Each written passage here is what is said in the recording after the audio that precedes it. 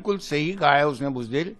क्यों कि वो आसिम मुनीर जो उनका कमांडर इन चीफ है, उसके हाथों की कठपुतली बना हुआ है और उसके पास में कोई विल पावर नहीं है। हमारे प्रधानमंत्री की विल पावर है, जिसकी वजह से हमने अंदर घुस करके उनको मारा है, मुंह तोड़ जवाब दिया है और अखंड भारत की तरफ हमने एक कदम और आगे बढ़ाया है।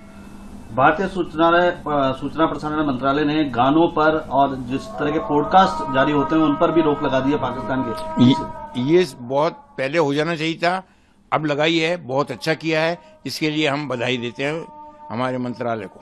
देखिए, भारत ने पहलगाम का जो बदला लेने की कोशिश की और लिया, और हमारी उन बहू बेटियों को इनके मांग का सिंदूर उजाड़ा गया था, उसी को आधार बना करके हमलावर हुए और जो आतंकी थे उनको अपने अंजाम तक पहुंचाया।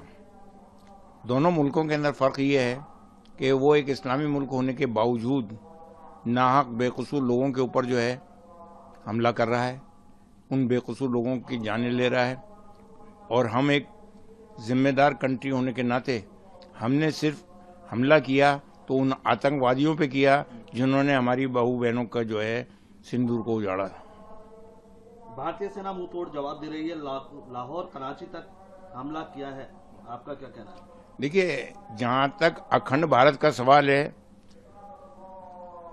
तो 14 अगस्त 1947 को भारत का जो विभाजन हुआ था वो गलत है। इसके ऊपर कई किताबें लिखी जा चुकी हैं, कई लोगों के, जिम्मेदार लोगों के जो हैं नेताओं के बयान भी आ चुके हैं। हमारे देश का अब ये फर्ज बनता है कि वो अखंड भारत की ओर आगे बढ़ें और लाहौर, इस्लामाबाद, कराची, उनके ऊपर कब्जा करके पाकिस्तान के 5 टुकड़े कम से कम होने चाहिए, वो करें। पूरी दुनिया भारत के साथ आतंकवाद के खिलाफ खड़ी है, आपका क्या कहना है? देखिए, भारत के साथ इसलिए खड़ी है कि हमारे देश का नेतृत्व जो है ऐसे विदेश मंत्री के हाथ में है कि जिन्होंने अदर कंट्रीज के विदेश मंत्रियों से, प्रेसिडेंटों से राब्ता कायम करके वस्तुस्थिति से उनको अवगत कराया, और इसके साथ साथ हमारे जो एनएसए के जो चीफ हैं श्री अजीत डोभाल साहब, उनका नेतृत्व जो है वो भी इसके अंदर काम आ रहा है। तो इसी वजह से, यही वजह है कि तमाम विदेशों के जो नायक हैं, विदेश मंत्री हैं, प्रेसिडेंट्स हैं, प्राइम मिनिस्टर्स हैं, वो भारत के पीछे आके खड़े हो गए हैं इस आतंकवाद के खिलाफ। क्या भारत को अब आतंकवाद के खिलाफ निर्णायक जंग लड़नी चाहिए? बिल्कुल लड़नी चाहिए निर्णायक जंग, और उनको अंदर घुस के मारना चाहिए ताकि इस आतंकवाद का जड़ से सफाया हो सके। भारत की जनता से क्या अपील करना चाहिए? भारत की जनता जो से अपील ये है कि वो इस मौके के ऊपर हमारे फौजियों के साथ में रहें, कंधे से कंधा मिला करके उनका साथ दें, और देश की जो सरकार है उसका साथ दें, और उसके हाँ में हाँ मिलाते हुए अपने बयानात को जो है रखें, और कोई ऐसी बात पैदा ना करें जिससे वस्तुस्थिति बिगड़े। भारत ने 4 बार पाक को रौंदा है, टुकड़े भी किए हैं, फिर भी नहीं सुधर रहा पाकिस्तान। अब अगर 5 टुकड़े हो जाते हैं तो वो अपने आप सुधर जाएगा। उसकी फौजियों को भी अकल आ जाएगी कि हमने हराम का कितना खाया है और हलाल का कितना खाएंगे।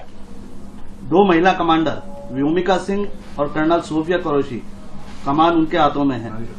ये नारी शक्ति का जो है एक उदाहरण है देशवासियों के सामने कि उन्होंने विदेश में जाकर अंदर घुस करके उनको मारा है, तमाम आतंकवादियों को, और उन माँ बहनों के सिंदूर जिनका उजाड़ा था उनको सच्ची श्रद्धांजलि अर्पित की है उन आतंकवादियों को मार करके।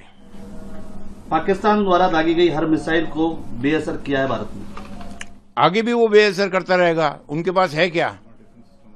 हमारा डिफेंस सिस्टम जो है वो इतना मजबूत है कि वो भारत के किसी भी इलाके से भारत के ऊपर हमला करने की कोशिश करे वो कामयाब नहीं हो सकता, और इसकी मिसाल अभी आपको सामने दिखा दी गई है। भारत के ऑपरेशन सिंदूर के बाद पाकिस्तान ने अंतर्राष्ट्रीय भागीदारों से अब ऋण मांगना शुरू कर दिया, आर्थिक स्थिति खराब हो चुकी है पाकिस्तान की। भाई जिस तरह से दरगाहों के ऊपर जाकर के लोग भीख मांगते हैं, इस तरह से वो अगर भीख मांग रहा है कटोरा लेकर के, तो ये किसकी बदनामी है? उसकी खुद की वो बदनामी कर रहा है। As a prime minister, commander in chief खुद अपनी बदनामी करवा रहा है अपने प्राइम मिनिस्टर के द्वारा। 50 ड्रोन, डिफेंस सिस्टम और 8 मिसाइलें और लड़ाकू विमान भारत ने गिरा दिए पाकिस्तान। ये तो बहुत कम है। अगर वो इससे ज्यादा भेजता तो इससे ज्यादा गिराते। हमारे भारत की फौजें इस काबिल हैं, इस लायक हैं, हमारा डिफेंस सिस्टम इस काबिल है कि वो उनको बॉर्डर पे ही रोक सकता है। पाकिस्तान की फौज अब डर चुकी है, ठिकानों से भागने लगी और जो वहां के पाकिस्तान के सांसद हैं उन्होंने शरीफ को बुजदिल भी कह दिया है। बिल्कुल सही कहा है, बिल्कुल सही कहा है कि उसके पास में क्या है नॉलेज मिलिट्री की? कुछ नहीं है। वो सिर्फ एक कठपुतली की तरह से